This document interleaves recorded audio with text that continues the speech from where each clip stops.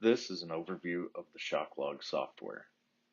When you open the software, you are presented with this main screen.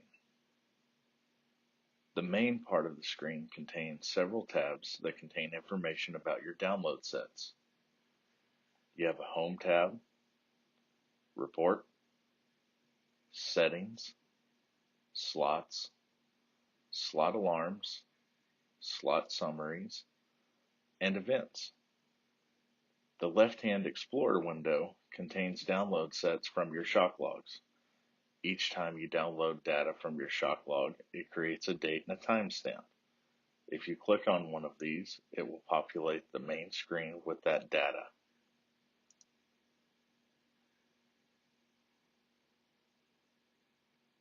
The main screen that opens is the report page. The top left contains information about the ShockLog and the trip. You have the model, the firmware version, journey start, the journey end, the report start, the report end, the date that it was downloaded, your total recorded duration, and the serial number of the ShockLog. Below that, you have the slots in graphical representation. Here we have the max X, max Y, max Z, and the internal temperature. The right-hand part of the screen contains information about the impacts. At the top, you have information about the impacts recorded, such as the first alarm, which contains the event number, the axis, the date and time it was recorded, the modulus, and the temperature. You also have this information for the first warning and the most severe alarm. Below that is the event summary, which tells you the total number of events recorded, including warnings and alarms. Below that is your max X, Y, and Z. This is the event that has the largest X, Y, and Z recorded on all three axes. Below this is a graphical representation of the modulus for each event recorded during the duration of the trip. And below that is a graphical representation of the event from the max X, Y, and Z above. The Settings tab contains all of the configuration settings for the ShockLog during the trip.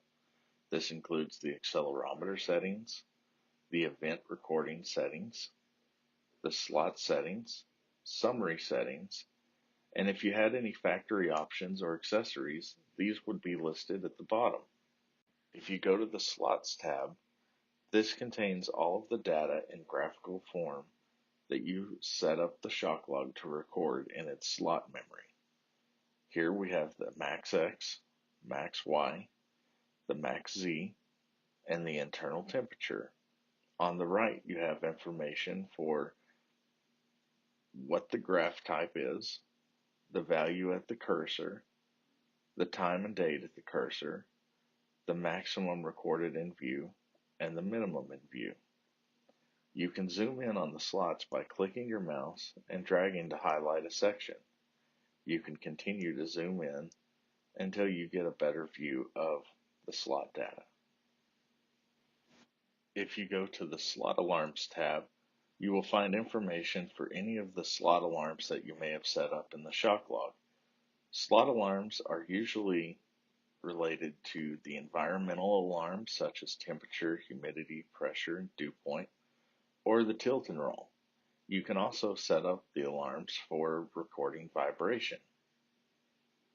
The Summaries tab contains all of the summary data. The summary data is similar to the slot data, but it breaks it down into a data point instead of a graphical representation. This is good if you would like to export your data and perform your own graphing. If you go to the Events tab, this contains graphical event curve data for every impact recorded by the ShockLog. You can navigate the events with the left and right arrows at the top right of the screen. Each axis is represented by its own colored line. If you need to see only one axis, you can uncheck the X, Y, or Z to display only the axis you wish to view. This also contains the date and time, the value of the cursor, time of the cursor, the maximum in view, and the minimum in view. You can also click and drag your mouse to zoom in on the impact to see how severe the impact was. To zoom back out, you can click on the button in the bottom left. At the bottom of the screen, there are several windows that can also help you navigate the ShockLog software. The record table is similar to the Explorer table. It contains all of the download sets, but also displays the model serial number, events, warnings, alarms, summaries, and slots without having to select that dataset.